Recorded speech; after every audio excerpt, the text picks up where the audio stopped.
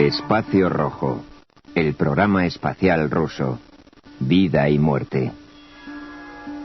En una tranquila y fresca mañana de octubre de 1960, el oxígeno líquido envuelve una plataforma de lanzamiento en medio de una gran niebla. La Unión Soviética se dispone a dar un paso de gigante en su floreciente carrera espacial. En plena estepa de Kazajstán, a cientos de kilómetros de la civilización y en un entorno totalmente remoto para los occidentales, un nuevo y poderoso cohete apunta al cielo. 2 intentos previos fracasaron y todos están dispuestos a conseguir el éxito en esta ocasión, a cualquier precio. Con el lanzamiento del Sputnik, en 1957 se había iniciado una febril era de exploración espacial. Mientras los Estados Unidos se afanaban por sacar adelante sus cohetes Vanguard, los soviéticos ponían en órbita a una perrita llamada Laika. Sus sondas Luna asombraron al mundo cuando en septiembre de 1959 impactaron en la Luna, de cuya cara oscura tomaron fotografías un mes después. Los Estados Unidos habían alcanzado buenos resultados con los proyectos Explorer y Ranger, pero los soviéticos estaban claramente a la cabeza y avanzaban a pasos agigantados. Mientras se ultimaban los preparativos de lanzamiento, el presidente Nikita Khrushchev se encontraba en Nueva York para asistir a una reunión de Naciones Unidas y mostraba gran interés por celebrar otro logro soviético, aprovechando su estancia en suelo norteamericano. Mientras en Kazajstán se vivía la tensión de tener que llevar a cabo un lanzamiento a toda costa. Durante la cuenta atrás se detectó que algo iba mal. En casos similares se había procedido a un aplazamiento, pero no ocurrió así aquel día. El carburante penetró en los propulsores del cohete. A los pocos minutos se produjo una explosión que convirtió el recinto en un verdadero infierno. Murieron 20 personas.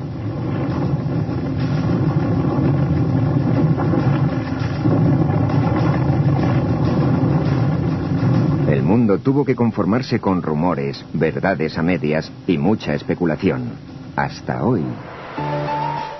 Muertes nunca explicadas, angustiosos encuentros en el espacio, fenómenos todos ellos que asombraron al mundo durante décadas, se guardaron en ficheros que han permanecido mucho tiempo, escondidos al amparo del impenetrable hermetismo del telón de acero. Hoy podemos por fin explorar aquellas bóvedas ocultas y sacar a la luz los misterios más oscuros del secreto programa espacial ruso.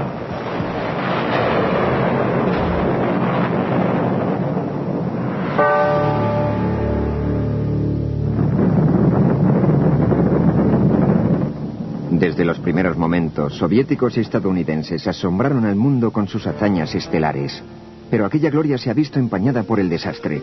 En repetidas ocasiones, abrumadoras cuestiones políticas, la naturaleza humana y el destino han venido a derrumbar el mito de la perfección tecnológica. Mientras que la capacidad de los cohetes ha impulsado a la humanidad a nuevas cimas, sus abrasadoras llamas nos recuerdan que en la arriesgada conquista del espacio exterior, los errores de salida suelen ser mortales. El entorno espacial es poco clemente. El más mínimo error de cálculo puede hacer hervir la sangre en escasos minutos o dejar una nave espacial tripulada en órbita permanente mientras la vida de sus ocupantes se desvanece. En 1967, en la precipitada carrera por la conquista de la Luna, alguien estuvo a punto de cometer un error mortal. Los estadounidenses iban a sufrir un revés que causaría la muerte por incineración de los astronautas del Apolo 1. Y a continuación, los soviéticos, en su apresurado intento por llegar a la Luna, lamentarían la primera muerte de un cosmonauta en pleno vuelo. Pero no fue aquella la única vez que tuvieron que enfrentarse a la tragedia y el dolor. Hubo más explosiones violentas en la plataforma de lanzamiento, errores de cálculo trágicos y fallos cruciales en los equipos. El margen entre la vida y la muerte puede ser mínimo, pero desgarrador.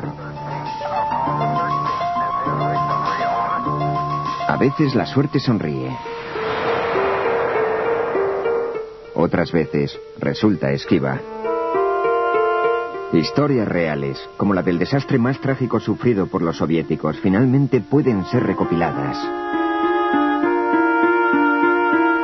El misil que se alzaba en la plataforma de lanzamiento aquel fundamental día de octubre de 1960 era el R-16 ICBM, el proyecto mimado de Mikhail Kuzmin-Yangel.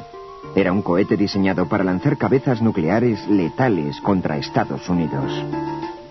Iba a ser la primera prueba para Yangel en una recién construida plataforma de lanzamiento y el hecho iba a coincidir con el aniversario de la Gran Revolución de Octubre. El mariscal Nedelin era el comandante en jefe de las fuerzas de misiles estratégicos, y él personalmente iba a dirigir la prueba. Muchos militares de alta graduación e ingenieros aeroespaciales se encontraban presentes para observar el histórico lanzamiento. Pero se produjo un fallo al comienzo de la operación. Un problema eléctrico estuvo a punto de hacer que la misión se cancelase. El protocolo exigía que los técnicos desactivaran los propulsores y drenaran el carburante. Pero aquello supondría un retraso de semanas. Para Nedelin y el prestigio que aquel lanzamiento representaba, el error no era una opción a tener en cuenta. Sergei Khrushchev supo de aquel desastre considerado materia reservada por su padre, el antiguo presidente Nikita Khrushchev. Pero como creían que no había peligro alguno, el general, que era a la vez mariscal y jefe de la comisión, tomó su silla y se sentó bajo el misil, y todos los demás se concentraron alrededor del misil, lo cual fue una verdadera y total locura. De hecho, la confianza que mostraba el mariscal Nedelin resultó en vano, y mientras los ingenieros intentaban solucionar el problema, por puro accidente activaron la secuencia de ignición. El motor empezó a funcionar. Por supuesto que no se pasó del primer estadio. Unas 150 o 160 toneladas de aquel material se vinieron abajo y se produjo un enorme incendio que redujo todo a escombros.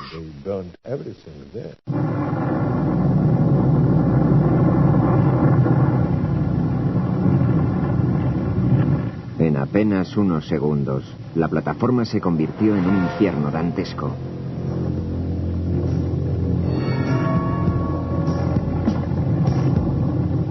Lo que están ustedes viendo es una filmación real de aquel desastre. 126 personas, entre ellas Nedelin, perecieron carbonizadas. Otras 50 morirían después a consecuencia de las heridas. Fue la mayor catástrofe mundial provocada por un único misil.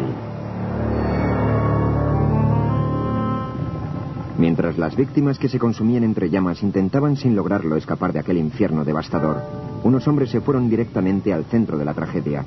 No iban a tratar de salvar a sus camaradas. El objetivo era algo de mayor prioridad. Arriesgaron sus vidas por rescatar esta caja en llamas. Los secretos que aquella caja guardaba quizás algún día salgan a la luz. Hasta entonces, sigue siendo otro de los inexplicables misterios que se guardan en los archivos espaciales soviéticos.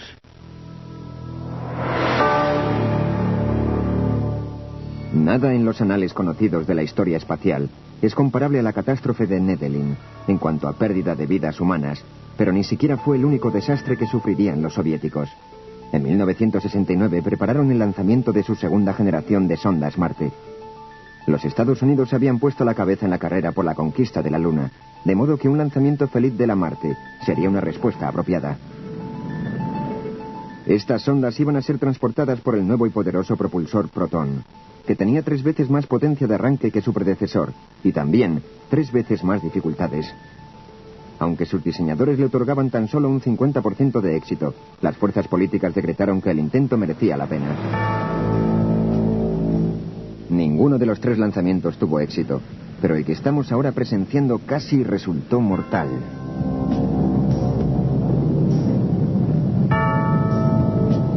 Afortunadamente, el cohete se estrelló en una zona deshabitada de la base.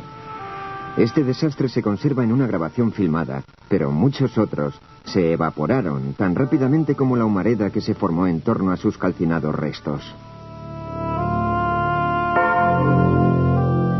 Uno de ellos fue el incendio que se originó en Plesetsk en marzo de 1980 y que hasta ahora ha estado rodeado de misterio. La filmación de aquella explosión y del incendio que siguió fue destruida y en los funerales en honor de las víctimas no se permitió hacer fotografías. Para Alexander Kosuk, la experiencia ha quedado para siempre grabada en su memoria. Media hora antes del lanzamiento bajó estas escaleras que conducen a un búnker subterráneo.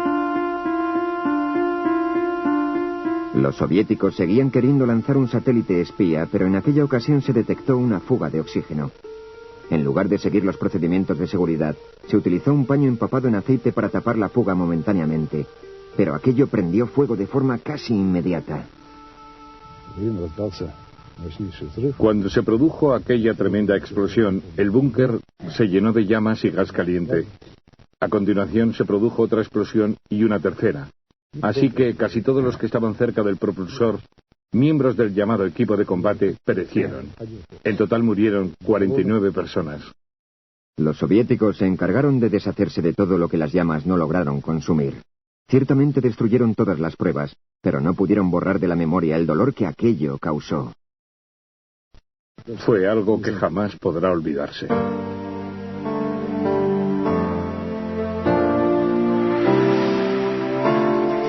Pero ¿cómo puede recordarse a las víctimas si ni siquiera forman parte oficialmente de la historia reconocida? La política de silencio, secretismo y mentiras tiene sus raíces en décadas pasadas. A comienzos de la década de 1900